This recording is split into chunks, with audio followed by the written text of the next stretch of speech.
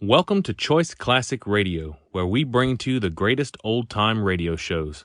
Like us on Facebook, subscribe to us on YouTube, and thank you for donating at choiceclassicradio.com.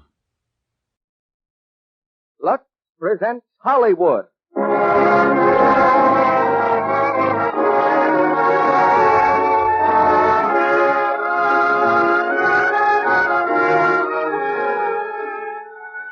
The Lux Radio Theater brings you Ida Lupino, Brian Ahern, and Conrad Veidt in A Woman's Face. Ladies and gentlemen, your producer, Mr. Cecil B. DeMille.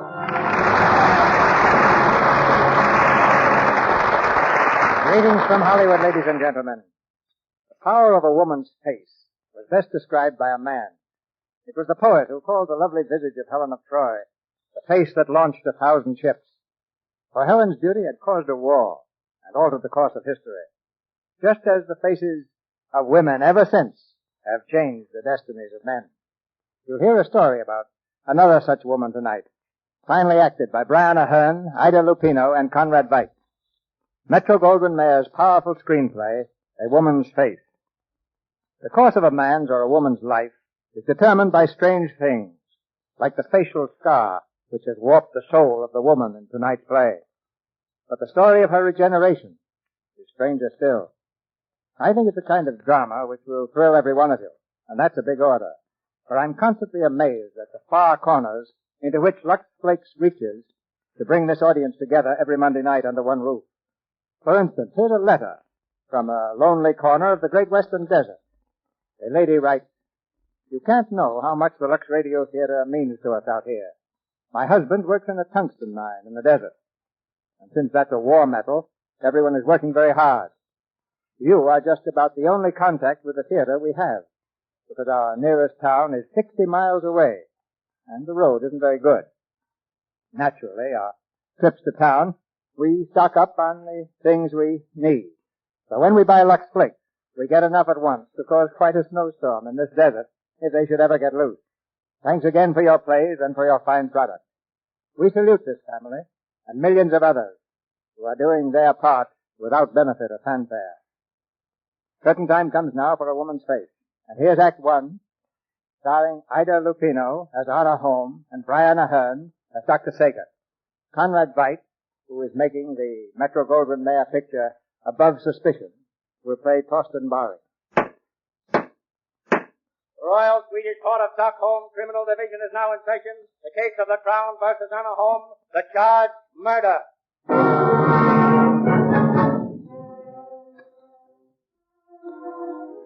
Anna Holm, alias Ingrid Paulson, is on trial for her life. With a prison matron at her side, she stands before the judge. She's dressed in deep black, her face hidden by a heavy veil. A man has been killed. And here once again is enacted the ancient ritual of trial by jury. Here once again the state will demand the ancient forfeit. An eye for an eye, a life for a life.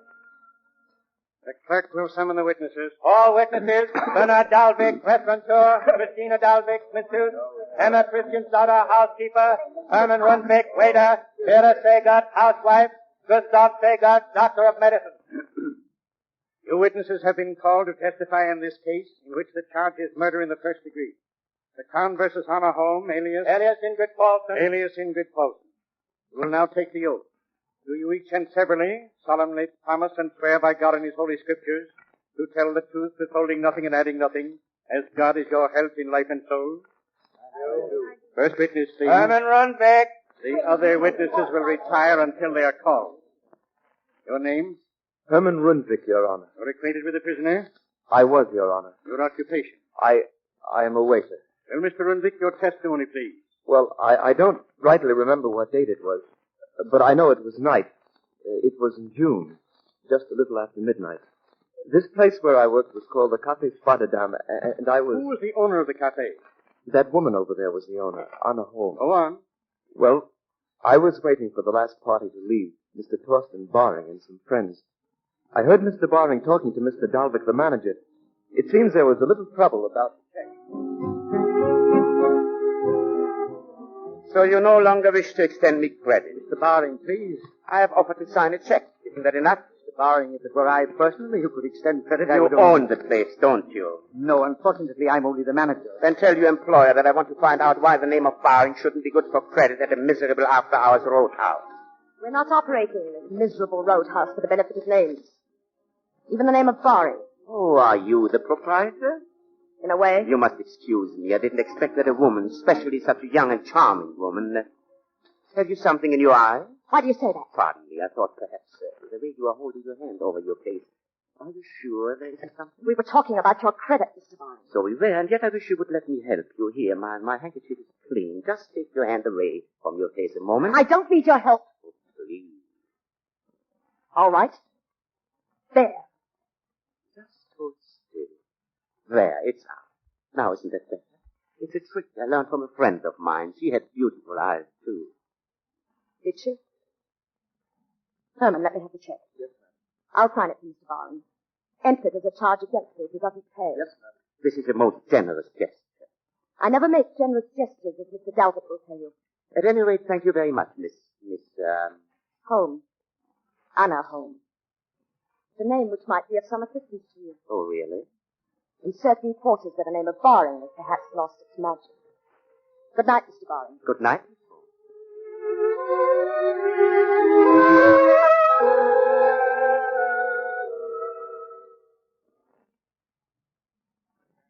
All you can testify as to the defendant's behavior that night? That is all, Your Honor. She signed the check for Mr. Baring, and he left. In your own opinion, why did Anna Holmes make this gesture? It was very obvious to us, Your Honor.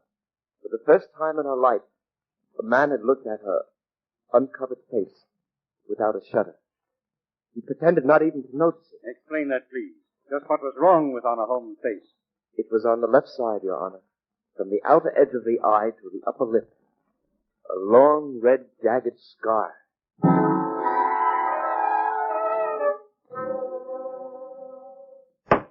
Next witness, Bernard Dalvik.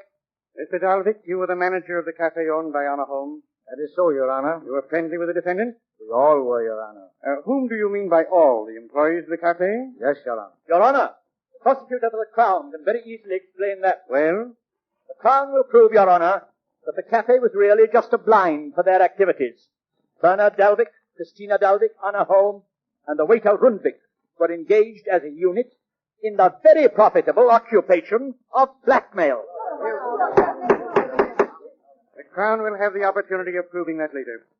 Mr. Dalvik, what was the relationship of the prisoner and the man Torsten Baring? Well, sir, we might refer to the relationship as romantic. Anna had never known love before. She became almost gay. She bought new clothes. One afternoon, shortly after, she came to our office in the city. She'd been out. Good afternoon, Anna. We've been waiting for you. I've been shopping. Oh, my dear, we're becoming home. Beautiful Anna, a whiff of spring. I know you dear, sweet people are lying. But even the moths were fed up with my other hat. Oh, my dear, you never look prettier, never. That's enough, Christina. What's on this afternoon? Dr. Sager is coming. The woman who wants her letters back? You see her, Dalvik. You get a good price. Don't I always? If you need me, I'll be in my office, but I imagine... What's the matter, Anna? Who put this here? Who put a mirror on my wall? Anna, How dare you? Haven't I forbidden the mirror ever to be hung in this place? Haven't I? Anna, we You were all... dirty, foul, loathsome swine! Anna! Now get out! Get out, both of you! Dalvik, Anna, not so much noise. She's here. She's just outside. Who is? Mrs. Dr. Sagan. She's very pretty. Beautiful. Dalvik, go and talk to her. Of course, Anna, but I... Did you hear me?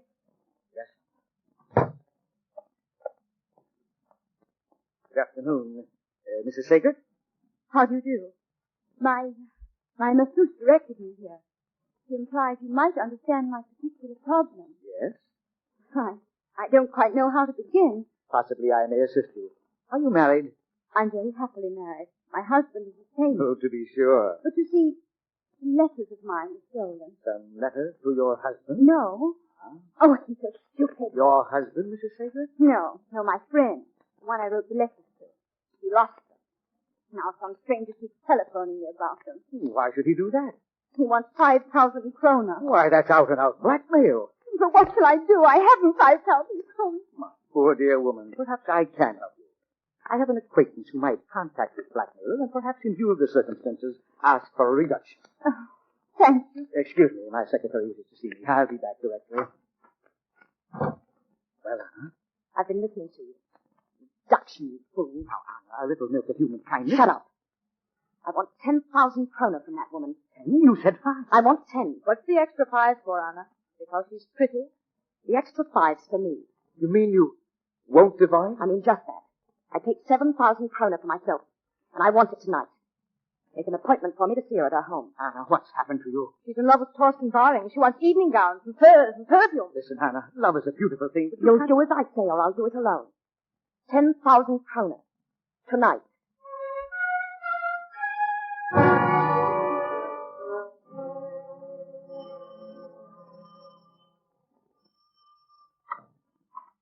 Yes?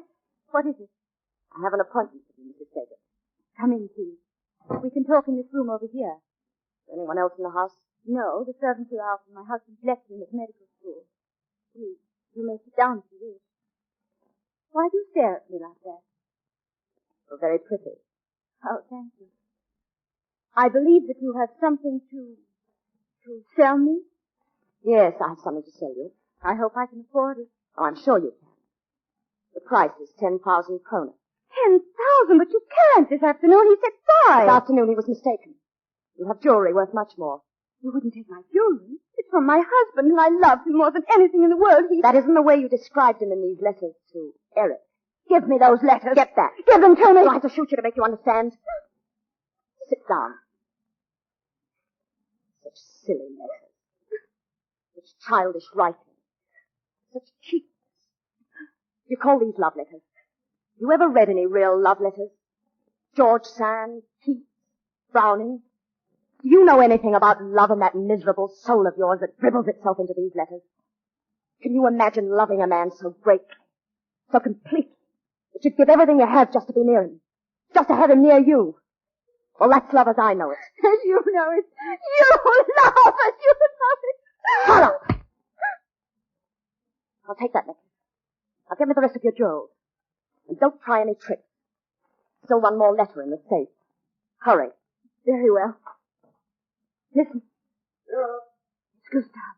Your husband? Oh, Vera, I'm back. Go into the library. There's a window facing the street. Please. I'll come again tomorrow. Quickly, please. Vera, are you home? Yes, dear, I'm here. Oh, well, it wasn't as late as I expected to be, was I? No. I'm glad you're home, Gustav. Oh, what's the matter? You look pale. What? What was that? I don't know. Came from the library. I'll take a look. No, Gustav. Ah, what have we got here? A visitor, eh? Now, don't move, please. I can't. Gustav, what is it? It's a visitor, evidently trying to get out of the window. Unfortunately, the table was in the way. Vera, turn on the lamp. Oh, she's been hurt. She must have fallen. Hey, what's that in her hand? Isn't that your necklace, Vera? Yes, yes, it is. I'll take that, please. You found it on the street, I suppose. Came in the window to return it. Stand up.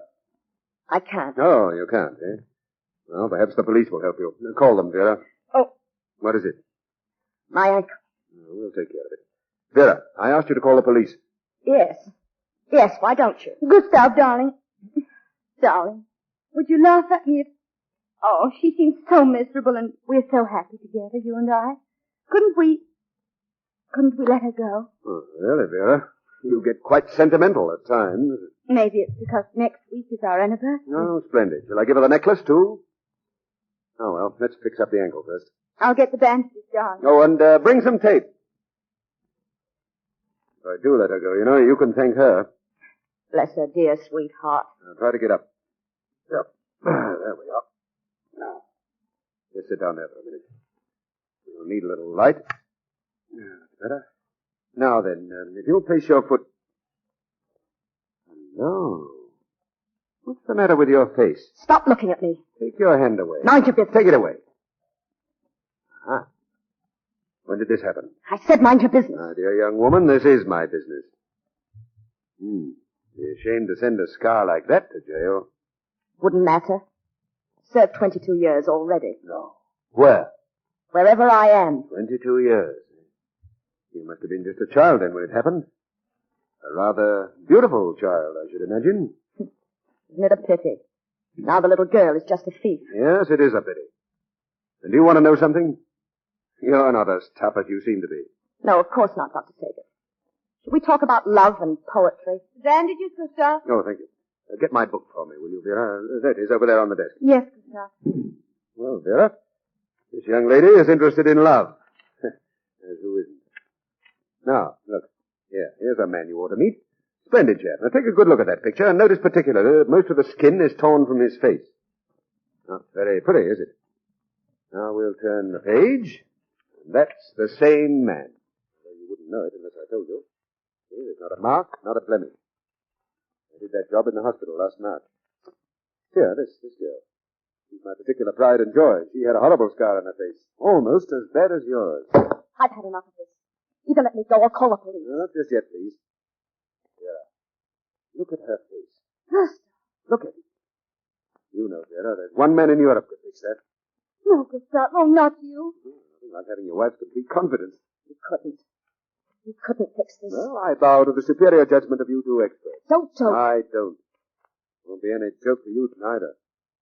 I warn you now, it'll mean pain, agony, weeks, months of it, and perhaps a failure. Perhaps leaving you worse off. Worse off.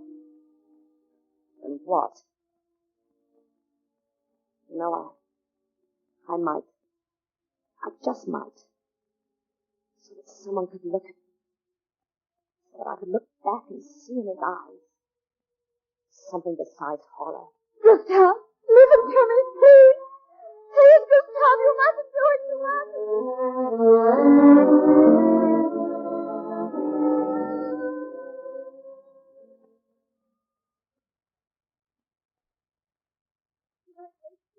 I begged my husband not to operate on that woman.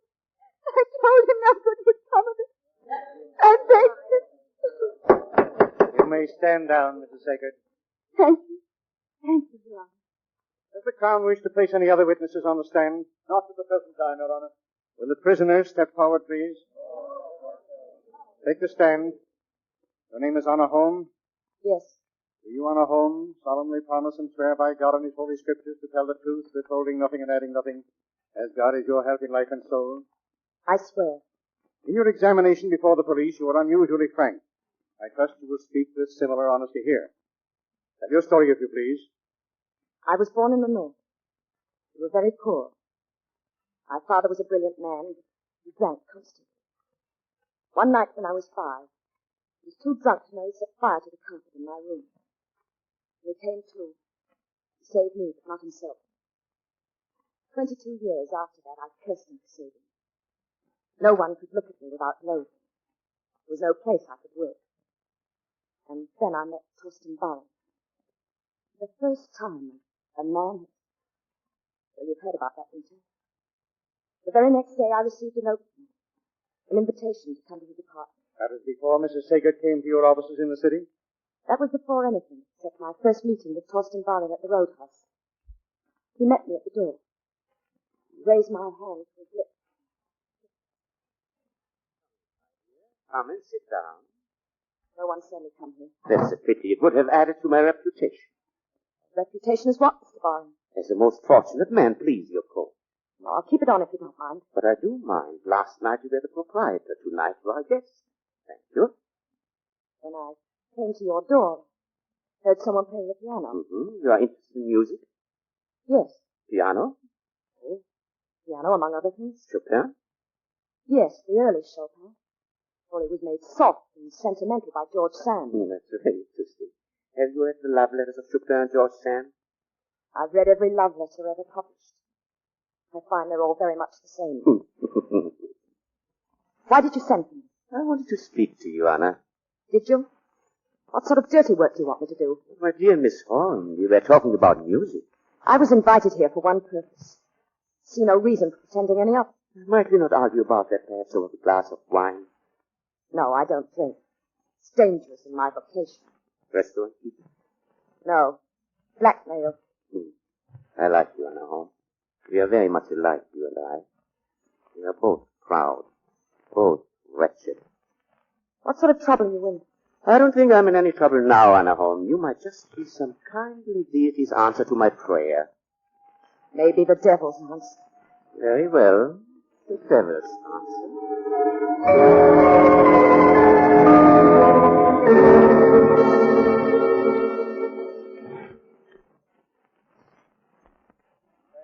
Was the beginning of your friendship with Thorsten Waring? Yes. Your Honor, I protest at attaching the sacred name of friendship to this relationship. You were madly, insanely infatuated with this man, weren't you? I loved him. Now, he owned you, body and soul. No. Tell me this. You submitted to an operation on your face, didn't you? Yes. Because of him, wasn't it? Yes. So that you could better assist him in your criminal pursuits. No. No, that wasn't the reason. What was the reason? Well, I wanted... Your Honor, please. Oh. You wanted to look like other women, didn't you? Yes. And you wanted to be like other women. Not walk and twist and flip. Yes. There's no proof of that. Did Thorsten Waring take you to the hospital? No, I went alone. Did Thorsten Waring know you were at the hospital? I was alone. Nobody knew. Anna Holmes, tell the court, please, how many operations did you submit to? Answer, please. How many operations did you submit to in the hope that the scar which you bore from childhood might be erased? There were 12 operations. One every month. For a year.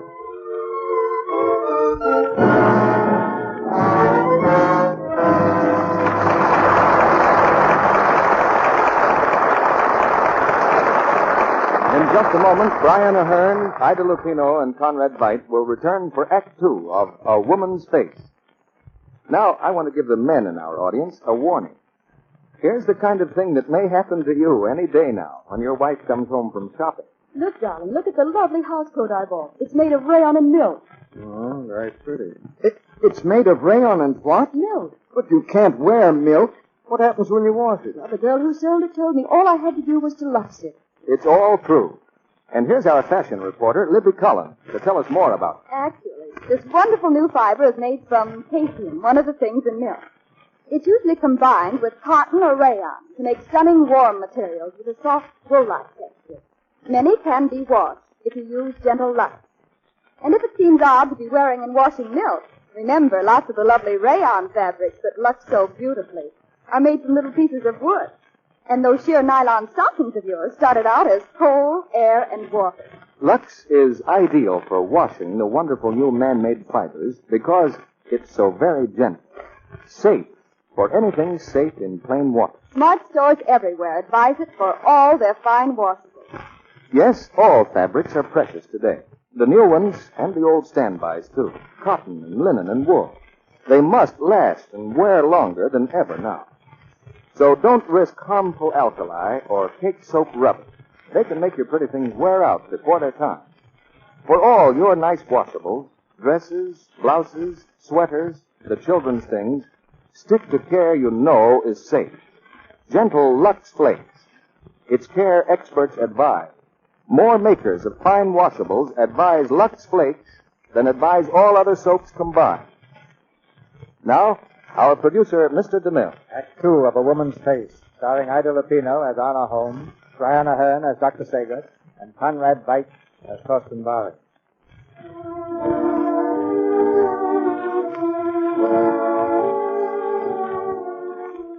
Anna Holmes, alias Ingrid Paulson, continues her story. On the witness stand, her face still heavily veiled, she tells the court of the pain and suffering she endured. 12 operations in 12 months, hoping to be rid of the jagged scar which has tortured her soul since childhood. Since I entered the hospital, I've never seen my face in the mirror. I always bandaged across my cheek and my eyes. And then one day, I knew the time had come. The day that was to mean failure or success. The day the bandages were to be removed. For the last time. Good morning, Holmes. Good morning. Oh, how do you feel? It is today, isn't it? Yes. Nurse, stand by, will you? I'm going to remove the dressing. Yes, Doctor. Wait. If it isn't a success, I want you to know that Don't spoil it. Don't spoil that. Holmes, since the first day I met you, you presented to me a perfect picture of the most ruthless, cold-blooded creature I've ever met. It's a picture which has fascinated me, but now, unless I miss my guess, you were about to say something sentimental. Something about gratitude and so forth. Well, don't. All right. No, as I was about to say, I unveil my Galatea. Or my Frankenstein. Let's get it over with, please. I tell you frankly, Miss Holmes, I'm a bit worried. Worried? Why? Well, if this operation's a success, I've created a monster. A beautiful face and no heart. A distinction, I suppose. For all other women with beautiful faces. Well, we'll remove the bandages now. Don't move.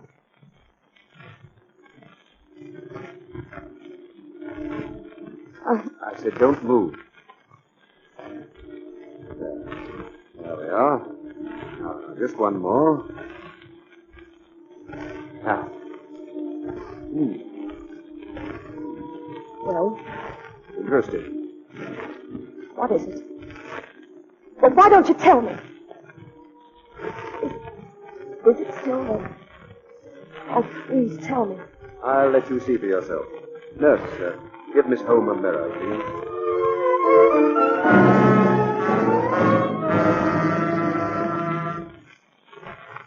The nurse handed me a mirror. And for the first time in a year, I looked at my face. Miss Holmes, will you remove your hat, please? And the veil? Yes, Your Honor. Now face the court, please.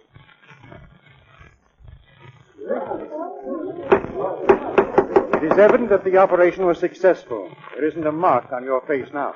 No, Your Honor. Miss Holmes, will you tell the court exactly how you felt when you realized the scar was gone? I felt...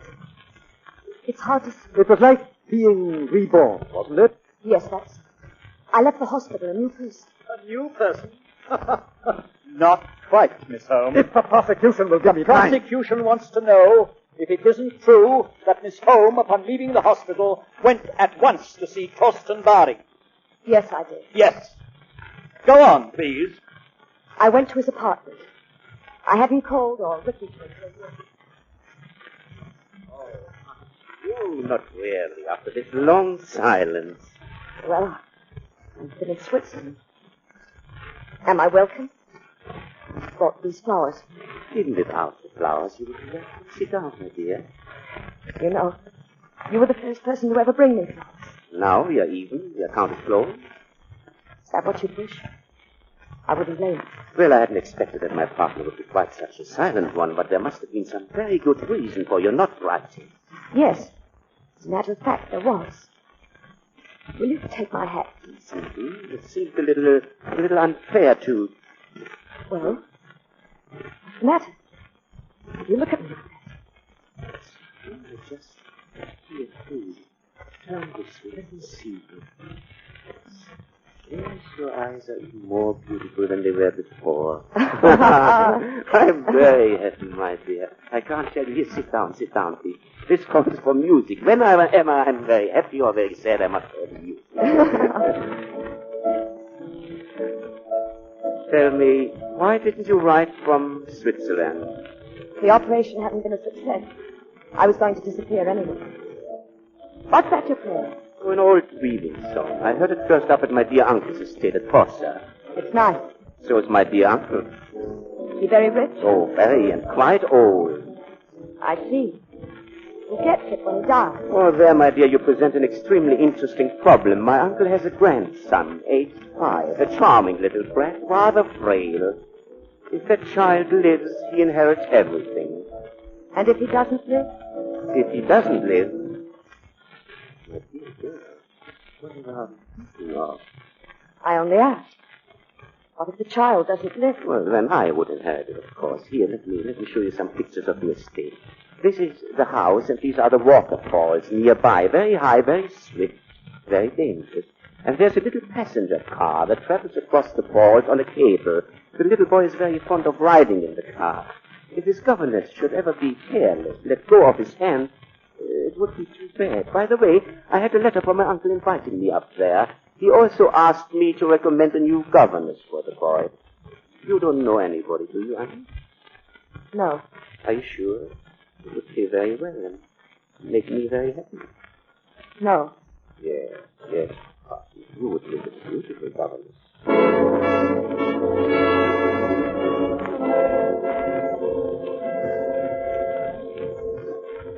You took the job as governess, Miss Holmes? Yes. You went there to kill that child. She doesn't have to answer that. The prisoner will answer. Did you go up to Fossa with the purpose of doing away with that child, Lars Eric Baring? Yes. Go on. I went up to Fossa in November under the name of Ingrid Paulson.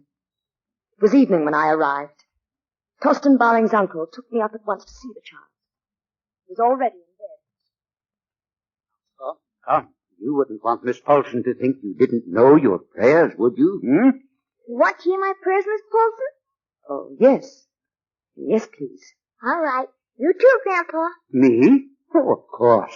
You start, huh? Go on. Now I lay me Now I lay me. Let's see. What's next? down. Down on a tuffet? No. That's little Miss Muffet. Oh, I've got it. Now I lay me down to sleep. That's right. I pray the Lord. My soul to keep. If I should die, Before I wake, I pray the Lord. my soul to take. Amen. That's the boy.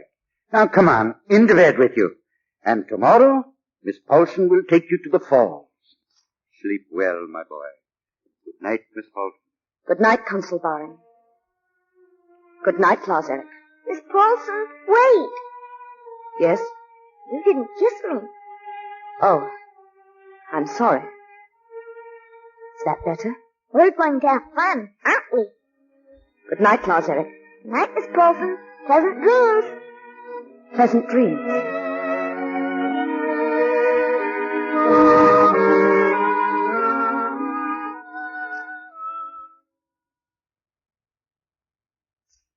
We didn't go to the falls the next day, nor the day after that.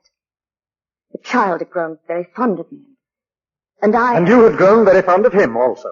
Is that what you mean? Yes. Go on, please, Miss Holmes. I think the court would like to hear how your subsequent actions bore this out. They were very kind to me at Fossa, the child and the old man. On the night of the consul's birthday party, I was invited as a guest. Torsten Baring had arrived, and we danced together all evening. Then later, the consul brought another guest to meet me. Here he is, a modern miracle. Dr. Gustav Saget, away from his office. Dr. Saget. Good evening, Miss Paulson. Good evening, Doctor. And my nephew, Torsten Baring, Dr. Saget. How do you do, Dr. Saget? I think I've had the honor of meeting your wife. Is she with you? No, my wife is traveling.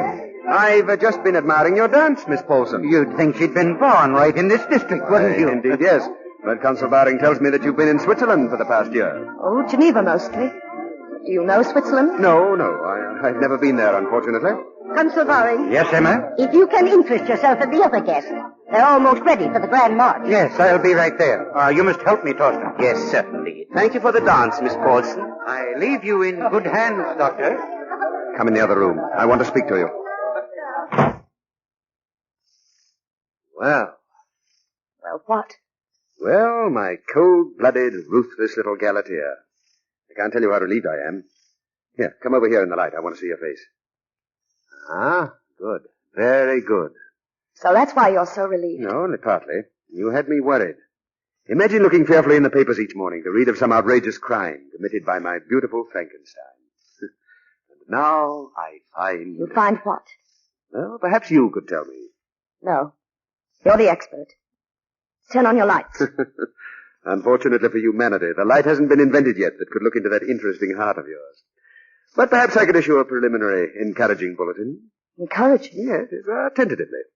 Let's say that the patient has had the intelligence to find a place where her past life can't tempt her, and the courage to go where her new name might really mean a new life. And let's say that my hopes may have begun to be justified. Because I know about your intelligence, and I've seen your courage, and I have hope. You're very kind to me, Doctor. Everyone is so good and kind to me. What's the matter? First it's the old man, and then the child, and now you. Can't you all leave me alone?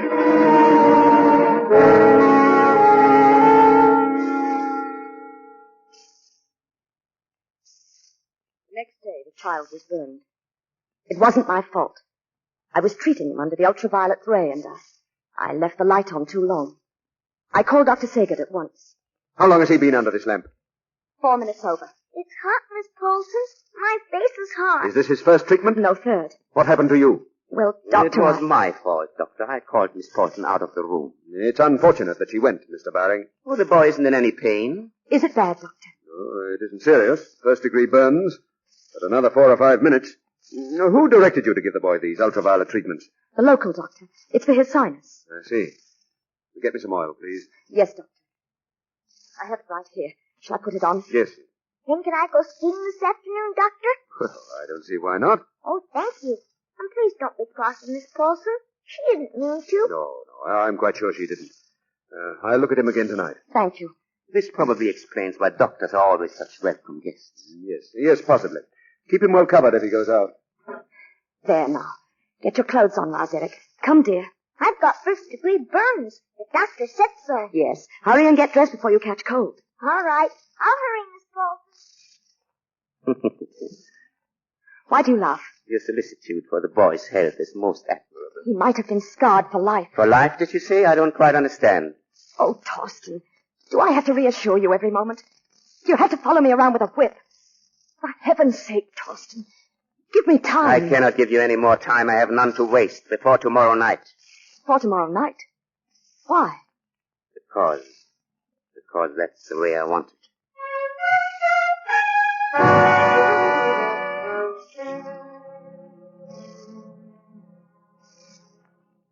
Miss Holmes, what did Torsten Baring mean? He wanted me to. He wanted you to kill the child. He gave you until the next evening to do it, and you agreed. Yes. But I tried to argue with him. I couldn't. Why not? Well, I thought I was in love with him. But it wasn't love, I realize now. But it was the only thing I'd ever known. The witness will stand down. Stand down, please. Clerk. Yes, Your Honor. Call Dr. Gustav Saget.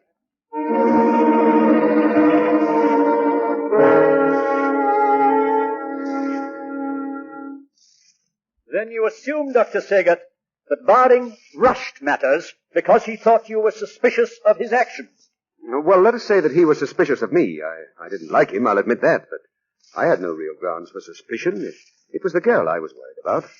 After the incident with the ultraviolet lamp, I felt that I should warn the consul, and yet I wasn't sure. I wanted to give her every chance. But that afternoon, while I was skiing, I happened to come home by way of the fall. Were you alone? Yes, I was looking for Miss Holmes. Why? I wanted to talk the whole thing over with her. Did you see her that afternoon? Yes. I saw her in the passenger car that traveled across the fall. Go on. The child was with her. I could see them very plainly through my binoculars. She was sitting in the car, very still and very straight. The child was standing on the seat beside her, leaning over the edge and looking down at the falls. How high was this car? Oh, about 1,000 feet, I should say. They were moving very slowly, almost over the center of the falls.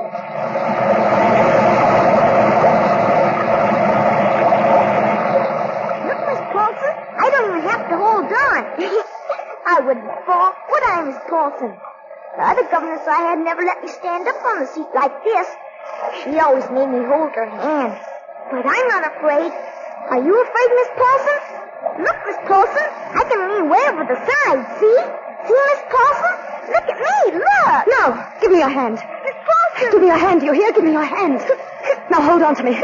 Hold on tight, Lazarek. Hold on tight.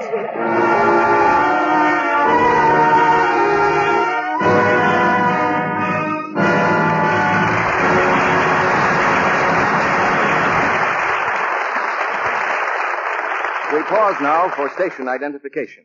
This is the Columbia Broadcasting System.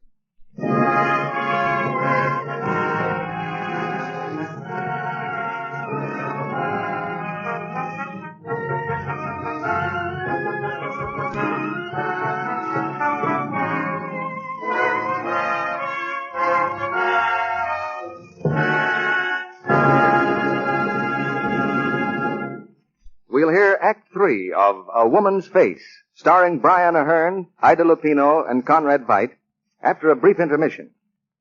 Now, let's pretend we can see around a couple of corners and through the walls of Patty's house. Hello? Oh, Aunt Helen. I'll call Mother. What did you say? Oh, I'm sorry I sounded like that, only Bob is home on leave, and I was hoping I'd hear from him tonight. It's hard to wait and hope for a call that doesn't come. And it's even harder to realize that maybe you're the one to blame. You see, dates and romance come to girls who have charm. And one of the most important parts of charm is daintiness. Unless you're sure that everything you wear is always fresh, you can't be sure of daintiness. So don't take chances. Lux underthings after every wearing.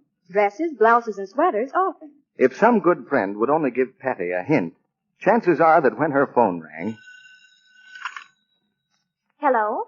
Oh, Dad. Why, I'd love to, only, well, Bob is home on leave and I've promised. Oh, that would be lovely.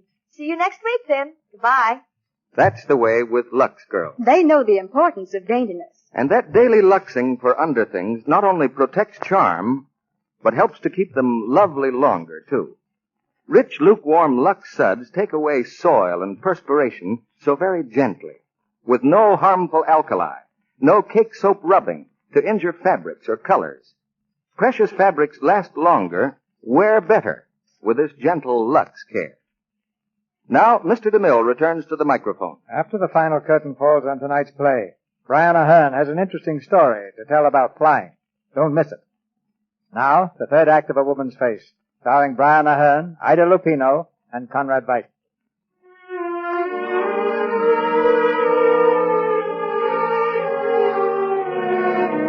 Dr. Gustav Sagert is still on the witness stand. In a quiet voice, he gives his testimony.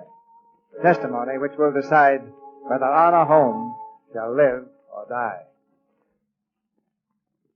Then I saw her take the child in her arms, holding on to him tightly until the car had crossed over the falls. Did you inform Consul Baring of what No. you had seen? No. Why not? I saw no reason.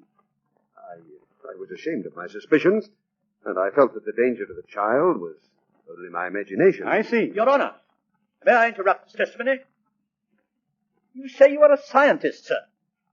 I am a doctor, yes. And a doctor deals with facts, not with emotions. Isn't that true? Yes, so far as possible. So far as possible. Tell me this fact, Dr. Sagan. When you saw the prisoner in the car reach for the child, did she of her own free will decide not to kill the child? Or did she refrain from that act because she was aware that you were watching? You have heard my testimony. Yes. And I ask that it be stricken from the record. On what grounds? On the grounds that this scientist's vision is so obscured by emotion as to make any of his so-called facts completely unreliable. What emotion, please? The emotion of love. This witness, a married man, is in love with a prisoner. Dr. Saget, you have the right to deny this charge. I have no reason to deny the charge. Recall the defendant, Anna Holm. One moment, please, Your Honor. You're a married man, Dr. Saget. Yes?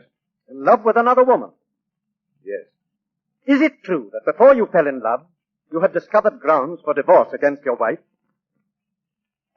It is true. That is all. Thank you.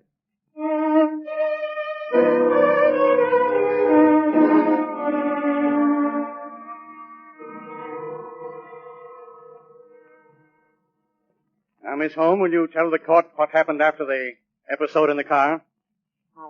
I returned to the house. All that evening I avoided Torsten Baring. He was watching, waiting for a chance to speak to me alone. The next evening, we were all to ride in sleighs to a nearby tavern for dinner. I'd just finished dressing when Torsten Baring came to my room. He was angry. Fine, Anna. I thought you were something different, something strong, rare, something above a stupid, ugly, commonplace world. Oh, Torsten, I'm a woman. You fool, you coward. Do you want to sink back into the mob, into a dull, safe mediocrity? Is that what you want, safety? Is that what happens when the scar is healed? That one gets fat and forgets? Yes, Anna, you are a woman, but you are something more. Or at least I had hoped you were before this heavenly transformation. I could kill that doctor. What? Dove, brave, cool, dove, soft, eager, full of love for a fellow man.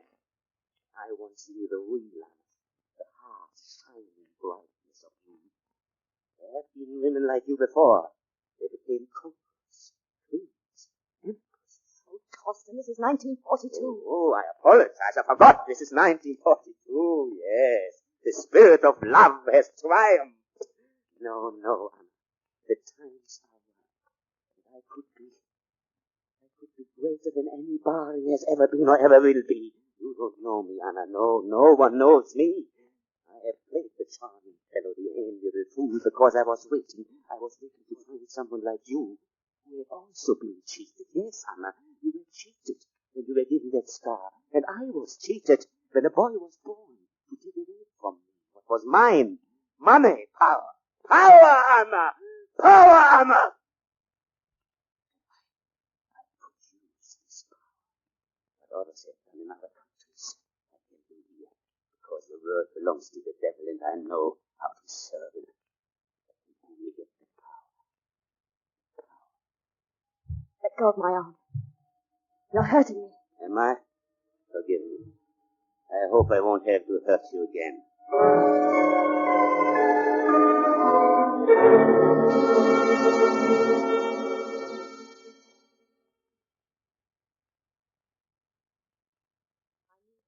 Torsten Barring was mad. Insane. He left the room laughing, his eyes wild and fearsome. When I thought his sleigh had gone, I went downstairs, but I took a gun with me. I was to ride in the sleigh with Lars Eric, and I was afraid. Hurry, Envis, we're ready to leave. Where's Lars Eric? Lars Eric! Is the first sleigh gone yet? Lars Eric! Are you riding with me, Miss Paulson? I don't know, Doctor. I can't find the child. Lars Eric! Lars Eric, where are you? There's no use calling him. He's already gone. Gone? Can't. He was supposed Well, to... he's gone, just the same. He left in the first sleigh with Mr. Barring. Oh, no. What's the matter? Doctor says that we've got to find them.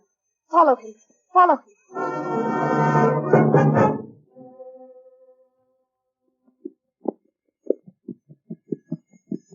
Hurry, Doctor. Faster, please, faster. The boy with him? Yes, I can see him. They're going towards the falls. He must be drunk to travel at this speed. He'll turn himself over. He isn't drunk, he's insane. I found out this afternoon. Insane? He's going to kill the child. That's why he's going to the falls. Oh, can't you go any faster? You're gaining on him. If he reaches the falls before we do... Hold on, don't stand up. He knows we're following him. He's looking back. Torsten! How far is it to the edge of the falls? I don't know. Less than a mile from the house. I think we're almost there now. I'll come up alongside it. Turn him into the snowbank. You can't. He's at the edge of the road. You'll go over the cliff. Torsten! Stop! Stop, We're almost Torsten! up to him. If only I could get on the right side of it. There's one way to stop him. Pull up as close as you can. What are you going to do? As close as you can. Hurry. Don't lean out like that. What are you... What's that? Is that a gun you have? Yes. Torsten! Torsten, do you hear me? Stop the sleigh! Stop! Put that gun away, you little fool. Sit down. Torsten! I'm warning you. I'll kill you if you don't stop. I'll kill you, Torsten! Anna! I told him I'd kill him. I told him. I warned him.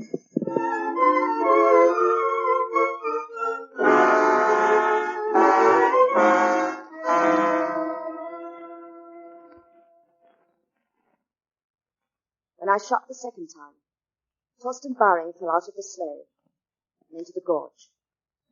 The sleigh came to a stop near the edge of the falls, and the child was safe. I knew what I was doing. I knew there was a chance that both of them would be killed. But I fired the shots. It was the only thing I could do. Are there any more witnesses? No more witnesses, Your Honor. You may stand down, Miss Holmes. The court decrees that the case of the Crown against Honor Holmes is suspended for consultation.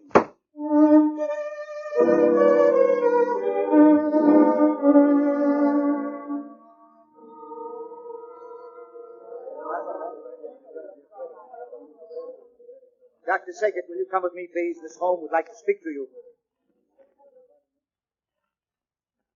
Thank you for coming. You wanted to see me? Yes, sir. I wanted to ask you if you meant what you said. On the witness stand? I must have meant it. I was under oath. As God is my help in life and soul. As God is your help. You'll need it. Will I? Where's your mind, Doctor? Why don't you go now while you still have a chance? Go. Run, don't look back. Why must I go? You couldn't run. You don't think for a moment I've changed from what I was? Oh, not changed. No, of course not. I'm ruthless. Cold-blooded. You told me what I was. That wasn't you, Anna. It never has been you. That's why I told the truth. I am in love. Well, there's nothing you can do about it. No. No, you must. Do you hear? Why not? Because I want so much to be back. I want to have a home with children. I want to belong to the human race. Oh, I want to belong. Glad to see you now. Get his verdict. Gustav, will you come with me? Will you stand beside me when he tells me? I'll be there, darling. Don't you worry. Just waiting, Miss Holmes. I'm ready.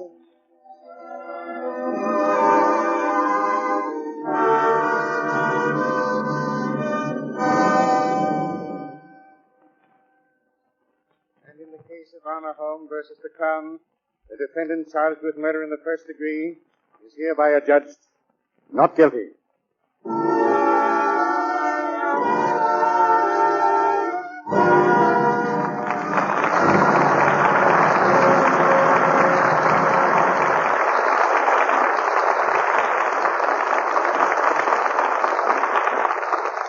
Before our stars return for a curtain call, here's an amusing thing I read the other day. A book published way back in the gay 90s gave this advice to the ladies. If your hands are red, soak your feet in a basin of hot water. Well, that's a quaint method of dealing with dishpan hands.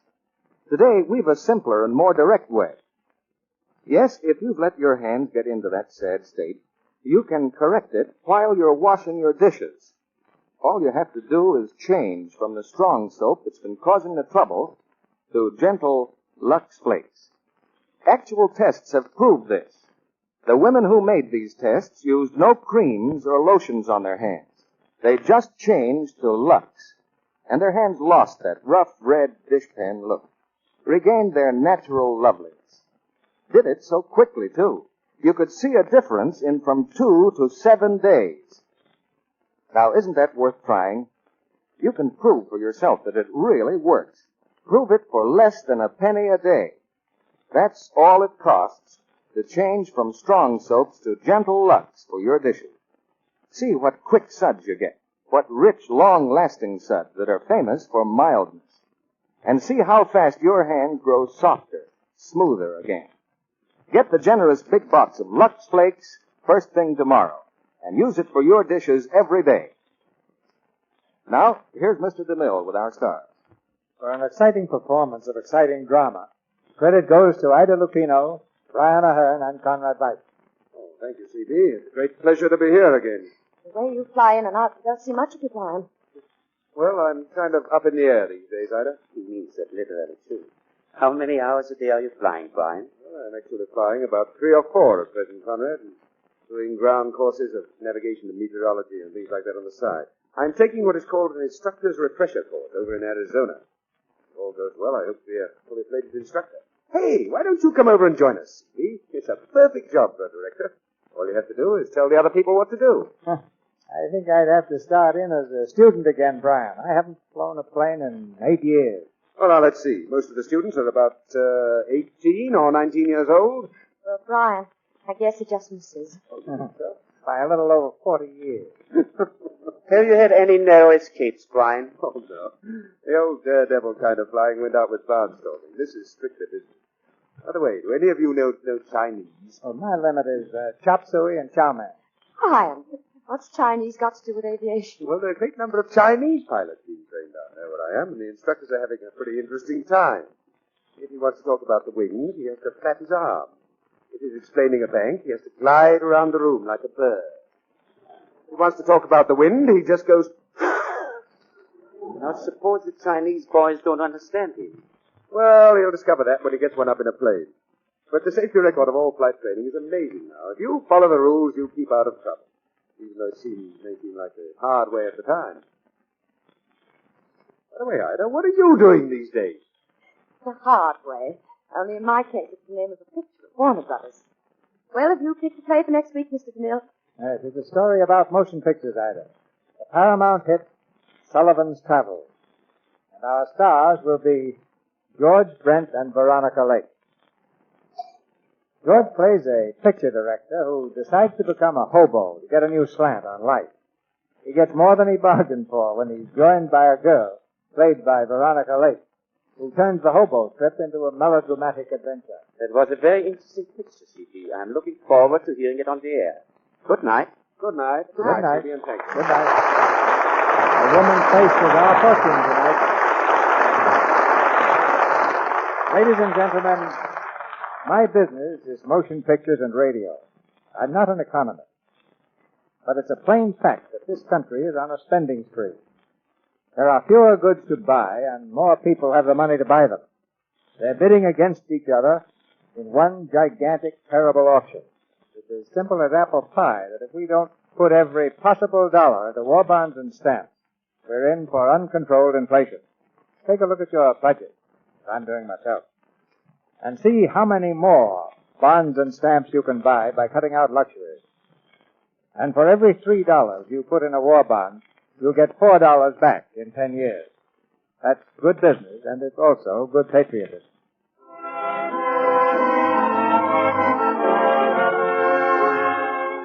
Our sponsors, the makers of Lux Flakes, join me in inviting you to be with us again next Monday night, when the Lux Radio Theater presents Veronica Lake and George Brent in Sullivan's Travels. This is Cecil B. DeMille saying good night to you from Hollywood. Brian Ahern's latest picture is the Columbia production, A Night to Remember. Heard in tonight's play were Norman Field as judge, Lillian Bond as Vera Sagert, Bobby Larson as Lars Eric, Griff Barnett as Baring, Aubrey Mather as prosecutor, Vernon Steele as defense attorney, and Leo Cleary, Charles Seal, Jeff Corey, Jane Morgan, and Josephine Gilbert. Our music was directed by Louis Silver. And this is your announcer, John M. Kennedy, reminding you to tune in next Monday night to hear Veronica Lake and George Brent in Sullivan's Travels. When you buy vitamins, two of the world's greatest vitamin authorities back your choice of Vims, the new vitamin mineral tablet. Vims meet the standards of the U.S. government, and they also match the 6 vitamin formula that medical councils endorse. Get that Vims feeling. VI for vitamins, double MS for minerals. Vims. This is the Columbia Broadcasting System.